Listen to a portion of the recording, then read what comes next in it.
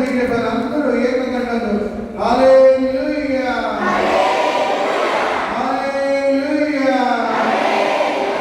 మనందరినీ ప్రభు తన రక్షణ కోటలో దాచుకో, మనందరినీ సురక్షితంగా ఉంచమని. అనేక మంది అకాల మరణాలు పాలవుతున్నారు. ప్రకృతి వైపరీత్యాలు, ఓ పక్క గాజా, మరొక పక్క ఇస్రాయేల్, రష్యా, ఉక్రెయిన్, ఈ యుద్ధం ప్రపంచమంతా చుట్టుముట్టేటట్టుందని, మూడవ ప్రపంచ యుద్ధానికి దారి తీసేటట్టుందని భయపడుతున్నారు. వీడవ గట్ల జన్మాన్ని చెప్దాం, దేవుని స్తుతిద్దాం. మైక్లో పాడుతూ అందరూ కలిసి పాడండి.